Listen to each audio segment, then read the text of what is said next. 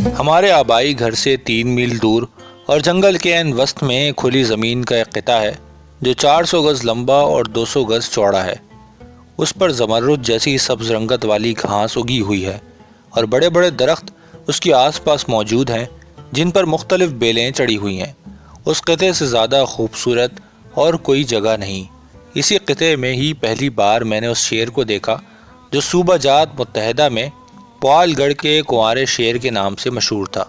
1920 سے 1930 کے دوران بڑے شکار کے شوقین افراد سب سے زیادہ اسی شیر کے پیچھے لگے رہے۔ سردیوں کی اس صبح کو ابھی سورج نکلا ہی تھا جب میں اس اونچی جگہ پہنچا جہاں سے قطعے کا نظارہ ممکن تھا۔ اس کی دوسری جانب سرخ جنگلی مرغیوں کا ایک غول پتوں میں اپنی خوراک تلاش کر رہا تھا۔ یہ جگہ ایک شفاف ندی کے بالکل کنارے پر واقع تھی۔ اس جگہ سبز گھاس پر شبنم کے قطرے سورج کی روشنی میں چمک رہے تھے۔ اس گھاس پر 50 یا اس سے بھی زیادہ چیتل چر رہے تھے۔ درخت کے تنے پر بیٹھا میں سگریٹ پیتے ہوئے اس منظر سے لطف اندوز ہو رہا تھا کہ کچھ دیر بعد سب سے پیچھے آنے والی مادہ نے مڑ کر میری طرف دیکھا اور بولی۔ اگلے ہی لمحے یہ شیر جسے بیچلر کہا جاتا ہے میرے درخت کے نیچے موجود گھنی جھاڑیوں سے نکل کر اس قطعے میں داخل ہوا۔ کافی دیر تک وہ اسی جگہ رکا ہوا اس منظر سے لطف اندوز ہوتا رہا اور پھر آہستہ آہستہ چلتا ہوا قطعے کو عبور کرنے لگا۔ اس کی خوبصورت کھال سردیوں کی ہلکی دھوپ میں انتہائی خوبصورت لگ رہی تھی۔ چلتے ہوئے وہ بار بار دائیں بائیں جائزہ لیتا اس راہ پر چلتا گیا جہاں سے چیتل ہٹتے جا رہے تھے۔ ندی پر لیٹ کر اس نے اپنی پیاس بجھائی اور چھلانگ لگا کر ندی کو عبور کرتے ہوئے اس کے بعد والے جنگل میں گم ہو گیا۔ جنگل میں داخل ہوتے وقت اس نے 3 بار گرج کر جنگل کے تمام مخلوق کا شکریہ ادا کیا جنہوں نے اسے گرم جوشی سے خوش آمدید کہا تھا۔ ہر بار جو ہی وہ بولا تمام جنگلی مرغیاں اور درختوں پر موجود بندر بولے۔ اس روز بیچلر اپنے گھر سے بہت دور تھا، ایسے علاقے میں جہاں کے زیادہ تر شیروں کو ہاتھی کی پشت پر بیٹھ کر شکار کیا گیا تھا۔ اس نے اپنے گھر کا چناؤ بہت احتیاط سے کیا تھا۔ پہاڑی دامن میں موجود نصف میل طویل کھائی جس کے دونوں اطراف ڈھلوان کھائیاں کم از کم 1000 فٹ بلند تھیں کہ ایک سرے پر 20 فٹ بلند آبشار موجود تھی اور دوسرے سرے پر راستہ محض 4 فٹ طویل رہ گیا تھا۔ ہر وہ شکاری جو اس شیر کو شکار کرنا چاہتا اسے پیدل چل کر یہاں آنا تھا۔ اس محفوظ جگہ رہنے اور رات کے شکار پر حکومتی پابندی کی وجہ سے اس شیر نے اپنی کھال کو بہت طویل عرصے تک بچائے رکھا۔ اگرچہ بیچلر کو مارنے کے لیے بہت بار بودے باندھے گئے لیکن کبھی بھی اس پر گولی چلانے کا موقع نہیں مل سکا۔ میرے علم میں 2 بار ایسا ہوا تھا کہ بیچلر بال برابر فاصلے سے اپنی موت سے بچ گیا۔ پہلی بار ہانکے کے بعد جب شیر نکلا تو فریڈ اینڈرسن کی رائفل کے سامنے عین اس وقت مچان والی رسی آ گئی جب وہ گولی چلانے والے تھے، اور دوسری بار بیچلر ہانکا شروع ہونے سے قبل ہی مچان کے قریب سے گزرا جب ہیوش اینڈی اپنا پائپ بھر رہے تھے۔ دونوں بار ہی ان شکاریوں نے اسے چند فٹ کے فاصلے سے دیکھا اور اینڈرسن کے مطابق یہ شیر شیڈ لینڈ پونی کے برابر اور اینڈی کے خیال میں گدھے جتنا بڑا تھا۔ ان ناکام کوششوں کے بعد سردیوں میں وینڈم کو اپنے ساتھ جنگل بیچلر کی رہائش گاہ کے سرے پر لے گیا۔ ہندوستان میں شیروں کے متعلق وینڈم سے زیادہ کوئی نہیں جانتا۔ اس جگہ میں نے الصبح بیچلر کے پگ دیکھے۔ وینڈم کے ساتھ ان کے 2 مقامی شکاری بھی تھے۔ ان تینوں نے پگوں کا معائنہ کیا۔ وینڈم کے مطابق کھونٹوں کے درمیان شیر کی لمبائی 10 فٹ، پہلے شکاری کے مطابق شیر کی لمبائی نشیب و فراز سے 10 فٹ 1 انچ، دوسرے کے مطابق 10 فٹ 5 انچ تھی۔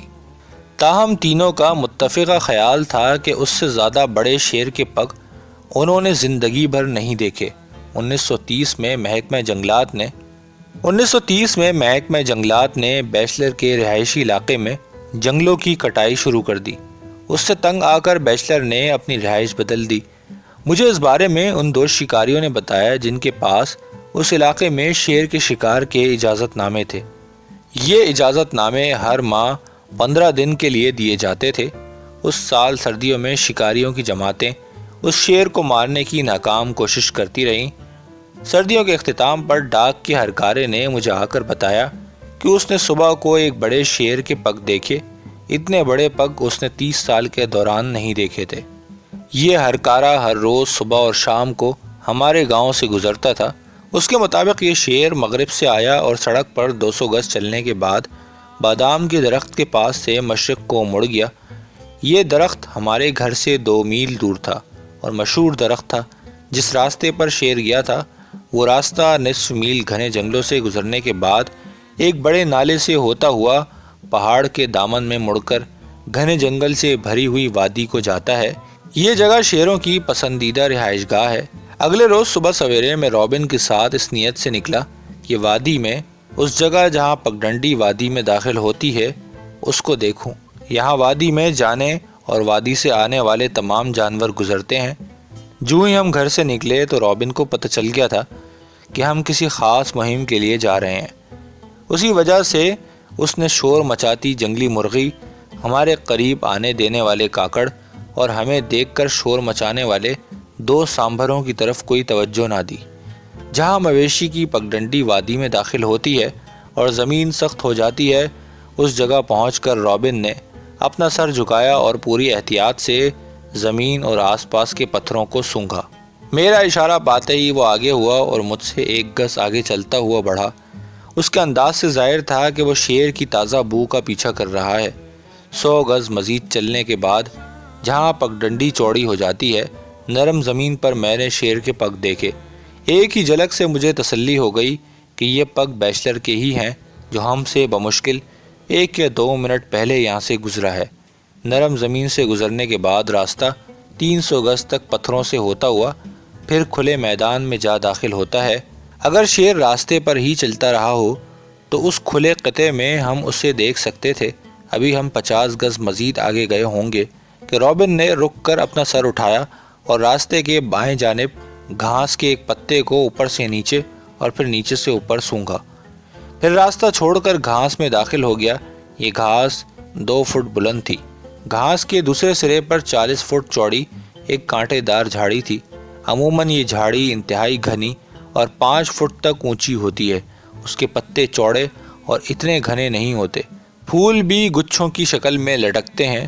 شیر، سانبھر اور سور اس کے سائے کو بہت پسند کرتے ہیں۔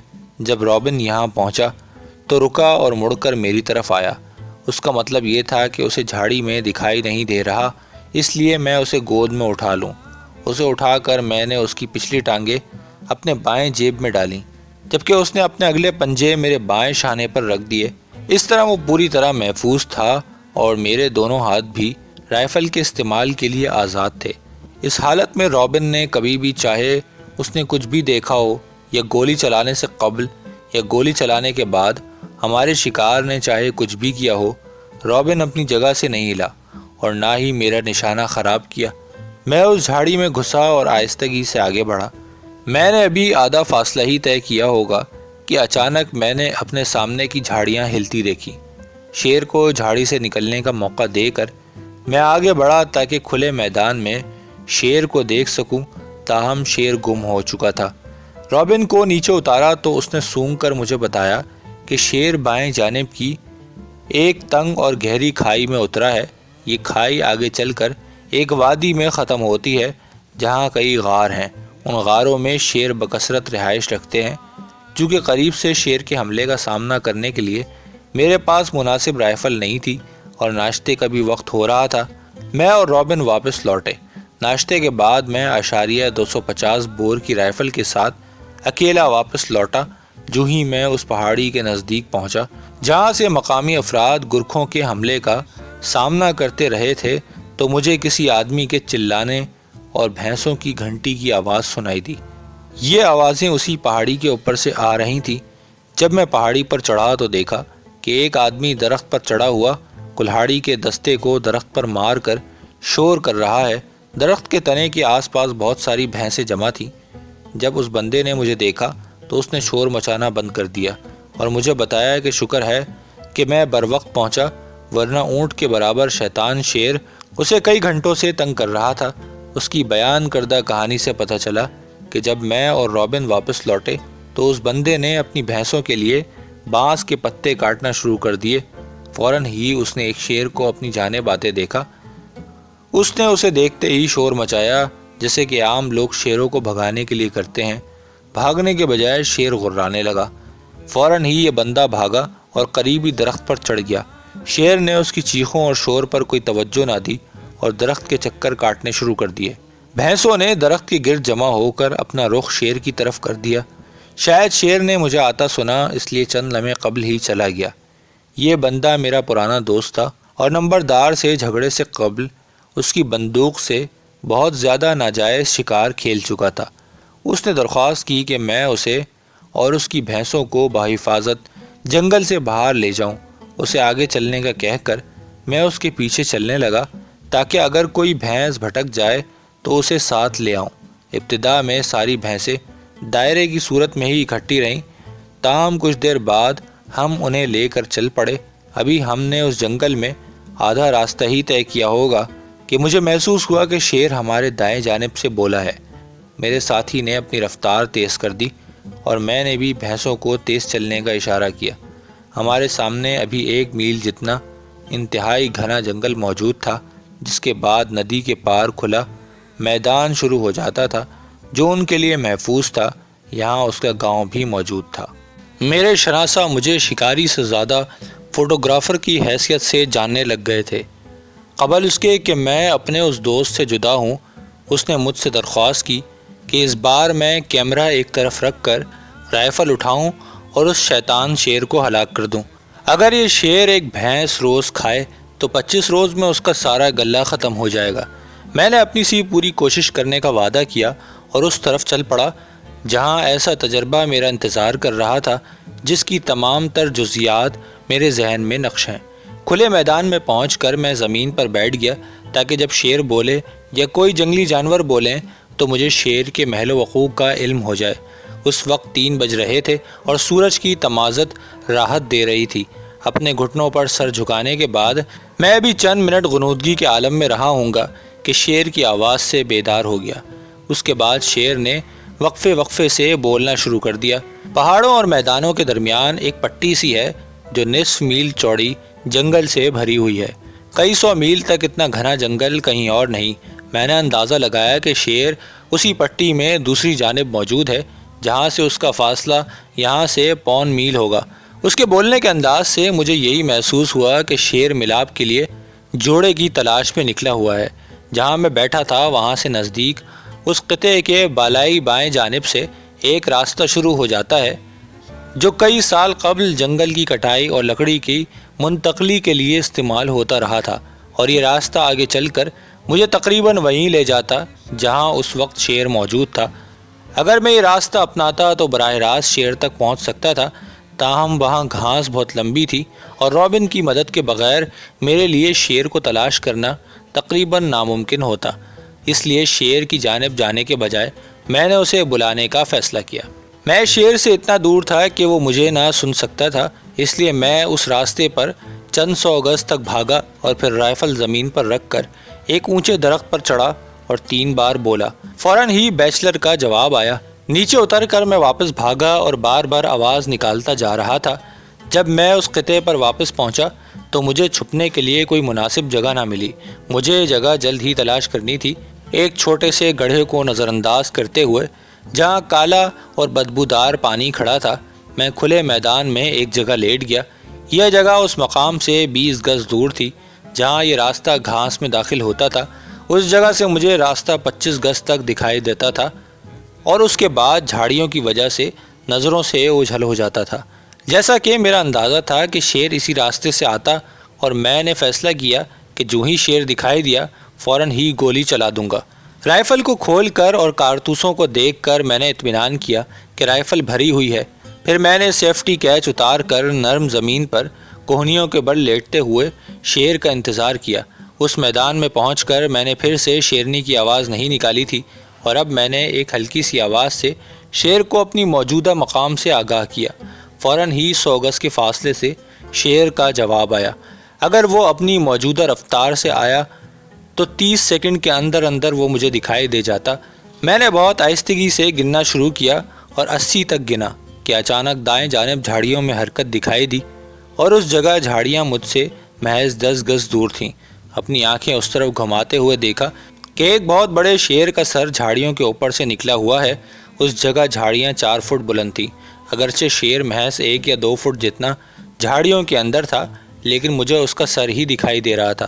بہت آہستگی سے میں نے رائفل گھمائی اور جو ہی دیدبان میں سے میں نے شست باندھی، مجھے محسوس ہوا کہ شیر کا سر بالکل میری سیدھ میں نہیں ہے۔ چونکہ میں نیچے لیٹا ہوا تھا اور شیر کا سر بلندی پر تھا اور مجھے اوپر کی طرف گولی چلانی تھی، تو میں نے اس کی دائیں آنکھ سے 1 انچ نیچے کا نشانہ لیا اور گولی چلا دی۔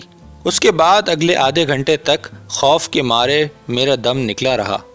جیسا کہ میں نے سوچا تھا، اسی جگہ گرنے کے بجائے شیر سیدھا ہوا میں اچھلا اور کمر کے بل جھاڑیوں پر گرا۔ اس جگہ 1 فٹ چوڑا درخت تھا، کسی طوفان میں گر گیا تھا، تاہم ابھی یہ درخت سبز تھا۔ ناقابل یقین غصے سے شیر نے دھاڑ پر دھاڑ لگاتے ہوئے اس درخت کے پرزے پرزے کرنا شروع کر دیے، جیسے کہ یہ درخت ہی اس کا دشمن ہو۔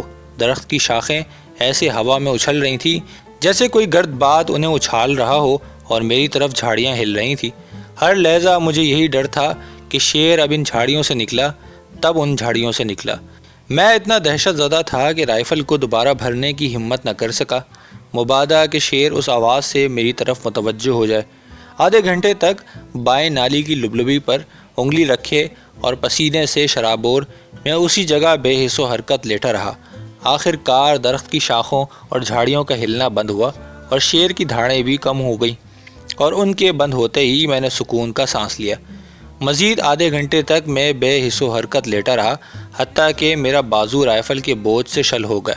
پھر میں نے اپنے پنجوں کی مدد سے خود کو پیچھے کی طرف کھینچنا شروع کر دیا۔ 30 گز تک اسی طرح حرکت کرنے کے بعد میں اٹھا اور جھک کر چلتے ہوئے نزدیک درخت پر چڑھ گیا۔ یہاں میں مزید چند منٹ تک رکا، لیکن پھر ہر طرف چھائی ہوئی خاموشی کے سبب اٹھا اور گھر کو چل دیا۔ اگلی صبح میں اپنے ایک آدمی کے ساتھ لوٹا۔ یہ آدمی درخت پر چڑھنے کا ماہر تھا۔ پچھلی شام کو میں نے محسوس کیا تھا کہ کھلی زمین کے کنارے پر ایک درخت اگا ہوا تھا اور یہاں سے 40 گز دور گولی کھا کر شیر گرا تھا۔ ہم یہاں تک بڑی احتیاط سے پہنچے اور میں تنے کے پیچھے رکا جبکہ میرا ساتھی درخت پر چڑھا۔ کافی دیر تک عمیق توجہ سے دیکھتے رہنے کے بعد اس نے سر ہلایا اور نیچے اترا۔ نیچے اتر کر اس نے مجھے بتایا کہ کافی بڑے رقبے پر موجود جھاڑیاں گری ہوئی ہیں، لیکن شیر کا کوئی نشان نہیں۔ میں نے اسے دوبارہ اوپر چڑھنے کو کہا اور بتایا کہ وہ پوری توجہ مرکوز رکھے۔ اگر اسے جھاڑیوں میں کوئی حرکت دکھائی دے تو فوراً مجھے مطلع کرے۔ اس کے بعد میں پوری احتیاط سے ان جھاڑیوں کی طرف گیا جہاں کل شیر نے اپنا غصہ ٹھنڈا کیا تھا۔ شیر کے پاس اپنا غصہ ٹھنڈے کرنے کی معقول وجہ تھی۔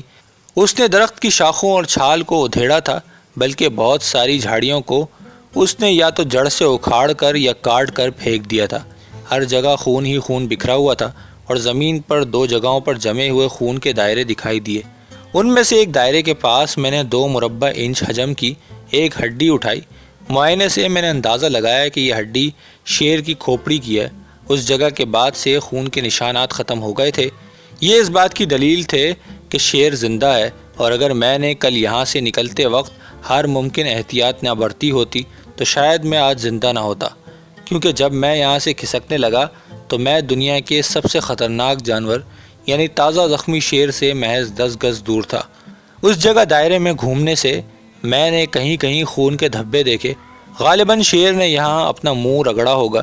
ان نشانات سے یہ اندازہ لگانا مشکل نہ تھا کہ یہ نشانات 200 گز دور سیمل کے ایک بڑے درخت کو جا رہے ہیں۔ آگے بڑھنے سے قبل میں پیچھے ہٹا اور اپنے ساتھی والے درخت پر چڑھا تاکہ اس جگہ داخل ہونے سے قبل اس کا طائرانہ جائزہ لے سکوں۔ مجھے یہ خلش ستا رہی تھی کہ جب میں اس جگہ جاؤں گا تو شیر ابھی زندہ ہوگا۔ سر کے زخم کے ساتھ شیر کئی دنوں تک زندہ رہ سکتے ہیں اور کبھی کبھار تو وہ بالکل تندرست ہو جاتے ہیں۔ بے شک اس شیر کی کھوپڑی کا کچھ حصہ گم تھا، لیکن مجھے اس طرح کے زخمی شیر کا سامنا کرنے کا کوئی سابقہ تجربہ نہ تھا۔ ہو سکتا ہے کہ شیر چند گھنٹوں یا چند دنوں تک زندہ رہے یا پھر بہت برس زندہ رہ کر اپنی فطری موت مرے۔ اس وجہ سے میں نے اس شیر کو معمولی زخمی شیر کے طور پر لیا اور ہر ممکن طور پر خطرے سے بچتے ہوئے اس کا پیچھا کرنے کا فیصلہ کیا۔ درخت پر اس بلند جگہ سے میں نے دیکھا کہ سیمل کے درخت کی جانب سیدھی لکیر سے تھوڑا سا بائیں جانب 2 اور درخت ہیں۔ نزدیکی درخت خون کے نشانات سے 3 گز جبکہ دوسرا مزید 50 گز دور تھا۔ اپنے ساتھی کو درخت پر چھوڑ کر میں نیچے اترا، رائفل، بندوق اور 100 کارتوسوں کا تھیلا اٹھایا اور بہت احتیاط سے نزدیکی درخت پر چڑھ کر 30 فٹ کی بلندی پر بیٹھ گیا۔ پھر میں نے رائفل اور بندوق کو اوپر کھینچا جو پہلے سے ہی میں نے ڈوری سے باندھی ہوئی تھی۔ رائفل کو درخت کے 2 شاخے پر اس طرح جما کر کہ فوراً اٹھا کر گولی چلا سکوں، میں نے بندوق سے چھروں کو دوسرے درخت کی جڑ تک ہر جگہ مارنا شروع کر دیا۔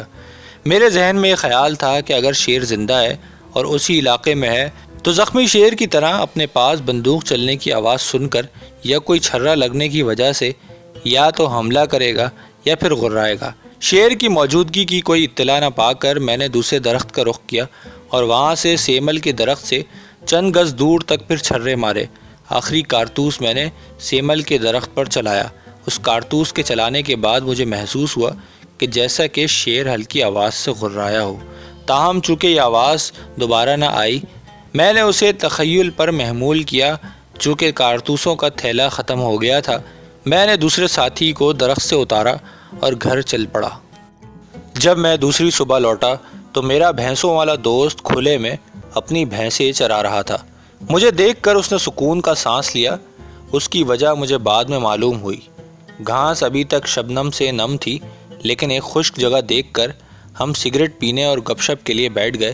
جیسا کہ میں نے پہلے بتایا تھا کہ میرا ایک دوست ناجائز شکاری رہ چکا تھا اور چونکہ اس نے ساری زندگی انہی جنگلوں میں گزاری تھی جو شیروں سے پٹے پڑے تھے، اس کا تجربہ کافی تھا۔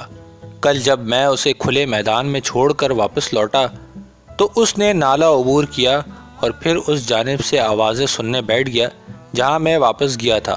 اس نے 2 شیروں کو بولتے سنا اور پھر میری گولی کی آواز سنی اور پھر دوسرے شیر کو غصے سے غراتے سنا تو اس کے ذہن میں فوری طور پر یہ خیال آیا کہ میں نے ایک شیر کو زخمی کر دیا ہے جس نے حملہ کر کے مجھے ہلاک کر دیا ہے۔ اگلی صبح اس جگہ لوٹ کر اس نے پورے 100 مرتبہ بندوق چلنے کی آوازیں سنی اور اچنبھے میں پڑ گیا۔ تجسس اتنا بڑھ گیا تھا کہ آج وہ اس معاملے کو تفصیل سے جاننے آ گیا تھا۔ خون کی بو پا کر اس کی بھینسوں نے اس کی رہنمائی اس جگہ تک کی جہاں شیر گرا تھا اور وہاں اس نے خشک خون کے دھبے اور ہڈی کا ٹکڑا پڑا ہوا پایا۔ اس کے خیال میں ایسا جانور جس کی کھوپڑی سے ہڈی کا ٹکڑا ٹوٹ کر الگ ہو چکا ہو چند گھنٹوں سے زیادہ زندہ نہیں رہ سکتا۔ اسے اس بات کا اتنا یقین تھا کہ اس نے مجھے پیشکش کی کہ ہم اس کی بھینسوں کو لے کر جنگل میں گھسیں اور شیر کی لاش کو ڈھونڈیں۔ بھینسوں کی مدد سے زخمی جانور کو تلاش کرنے کے بارے میں پہلے بھی سن چکا تھا، تاہم کبھی اس کو استعمال کرنے کا موقع نہیں ملا تھا۔ جب میرے دوست نے اس بات سے اتفاق کیا کہ اگر اس کی کوئی بھینس زخمی ہوئی یا ماری گئی تو وہ اس کے بدلے مجھ سے رقم لے لے گا تو میں نے حامی بھر لی۔ بھینسوں کا رخ بدل کر، جن کی تعداد 25 تھی، اور انہیں اکٹھا رکھتے ہوئے ہم اس جگہ بڑھے جہاں میں نے کل 100 کارتوس چلائے تھے۔ ہم سیدھا سیمل کے درخت کو گئے اور بھینسیں ہمارے پیچھے تھیں۔ پیش قدمی کافی سست تھی۔ اس کی وجہ نہ صرف ہماری تھوڑیوں تک بلند گھاس تھی اور ہمیں ہاتھوں سے گھاس کو ہٹا کر قدم رکھنے کے لیے جگہ تلاش کرنی پڑتی تھی، بلکہ ہمیں بار بار اس کے لیے بھی رکنا پڑ رہا تھا تاکہ بھینسیں منتشر نہ ہو جائیں۔ جو ہی ہم سیمل کے درخت کے پاس پہنچے تو گھاس کچھ ہلکی ہو چکی تھی اور یہاں میں نے دیکھا کہ ایک چھوٹا سا نشیب تھا جہاں خشک پتے بچھے ہوئے تھے اور اس میں خون کے دھبے موجود تھے۔ ان میں سے کچھ دھبے کچھ خشک ہو رہے تھے اور ایک دھبا بالکل تازہ تھا۔ جب میں نے اس نشیب میں اپنا ہاتھ رکھا تو وہ ابھی تک گرم تھا، چاہے یہ بات کتنی ہی عجیب کیوں نہ محسوس ہو۔ شیر کل اس جگہ لیٹا ہوا تھا جب میں نے یہاں پورے 100 کارتوس چلائے تھے۔ اب اس نے یہاں سے اس وقت حرکت کی جب اس نے ہمیں آتے ہوئے دیکھا۔ بھینسوں نے اب خون کو دیکھ لیا تھا اور زمین پر اپنے کھر مار رہی تھی۔ ایسی صورتحال کہ ایک طرف سے شیر حملہ کر رہا ہو اور دوسری جانب بپھری ہوئی بھینسیں ہوں مجھے بالکل نہیں جچی۔ فوراً ہی میں نے اپنے دوست کو بازو سے پکڑا اور کھلے میدان کو لوٹ آئے۔ جب ہم محفوظ جگہ پہنچے تو میں نے اپنے دوست سے کہا کہ گھر واپس چلیں اور میں کل اکیلا آ کر اس شیر کا سامنا کروں گا۔ جس راستے سے ہر روز گزر کر میں آتا جاتا تھا اس پر کچھ حصے کی مٹی بالکل نرم تھی۔ چوتھے دن اسی نرم مٹی پر میں نے ایک بڑے نر شیر کے پگ دیکھے۔ ان پگوں کا پیچھا کرتے ہوئے میں نے دیکھا کہ 100 گز آگے چل کر شیر سیمل کے درخت سے 100 گز کے فاصلے پر گھنی جھاڑیوں میں گھسا ہے۔ یہ صورتحال انتہائی غیر متوقع تھی۔ اگر اب میں کسی شیر کو دیکھتا تو انتہائی قریب جائے بغیر یہ جاننا ممکن نہیں تھا کہ آیا میں زخمی شیر کو دیکھ رہا ہوں کہ دوسرے شیر کو۔ تاہم فی الوقت چونکہ میرے سامنے کوئی شیر نہیں تھا اس لیے اس بارے میں سوچنا بیکار تھا۔ میں جھاڑیوں میں گھسا اور سیمل کے درخت کے پاس موجود اس نشیب کو چل پڑا جہاں کل میں نے شیر کی موجودگی کے آثار پائے تھے۔ چونکہ اب یہاں خون کے نشانات نہیں تھے میں آڑا ترچا ہو کر چلنے لگا۔ اس جگہ جھاڑیاں اتنی گھنی تھیں کہ چند انچ سے زیادہ آگے دیکھنا ممکن نہ تھا۔ میں گھنٹے سے زیادہ چلتا رہا حتیٰ کہ 10 فٹ چوڑے نالے پر پہنچا۔ نیچے اترنے سے قبل میں نے اوپر دیکھا تو مجھے ایک شیر کی پچھلی ٹانگ اور دم دکھائی دی۔ شیر اپنی جگہ بالکل ساکت تھا اور اس کا سر اور جسم درخت کے پیچھے چھپے ہوئے تھے۔ صرف ایک ٹانگ ظاہر تھی۔ شیر مجھ سے محض 10 گز دور تھا اس لیے گولی چلا کر اس کی ٹانگ توڑ دینا انتہائی آسان کام تھا۔ میں یقیناً گولی چلا دیتا اگر مجھے یقین ہوتا کہ یہ ٹانگ اسی زخمی شیر کی ہے۔ تاہم اس علاقے میں اب 2 شیر موجود تھے اور اگر میں غلط شیر کو زخمی کر دیتا تو میری مشکلات 2 گنا بڑھ جاتی۔ پھر شیر نے حرکت کی اور آگے چلا گیا۔ اس کے جانے کے بعد میں اس جگہ پہنچا تو دیکھا کہ وہاں خون کی چند بوندیں موجود تھیں۔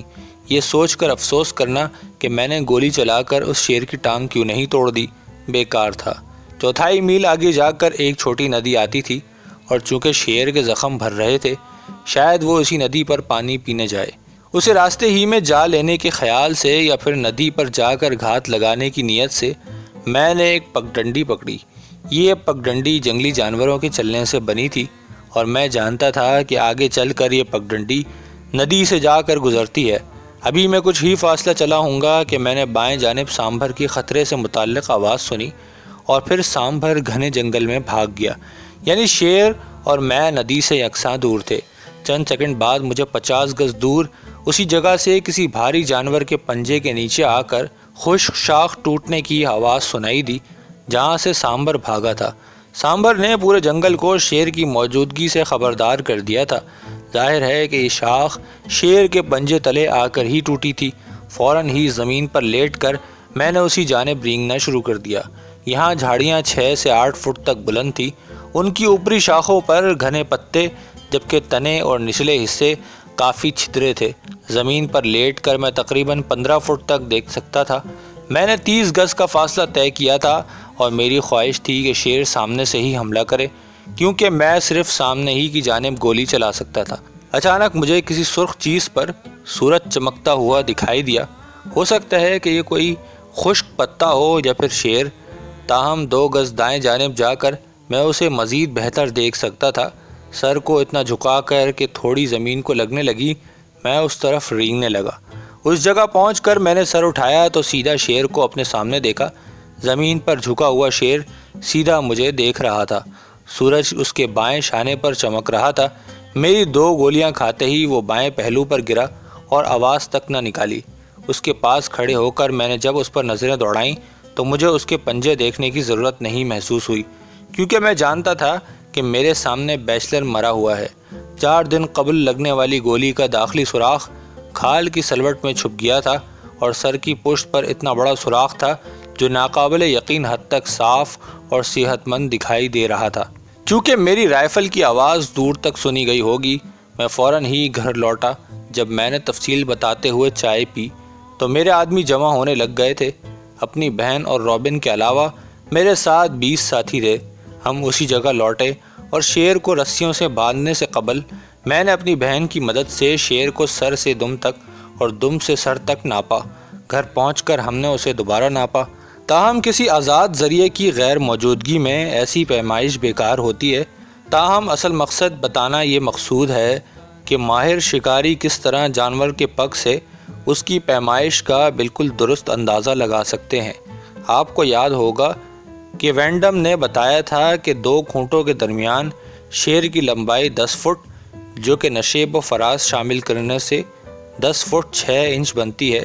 دوسرے شکاری نے 10 فٹ 5 انچ نشیب و فراز کو شامل کر کے، جبکہ دوسرے نے 10 فٹ 6 انچ یا اس سے کچھ زیادہ بتائی تھی۔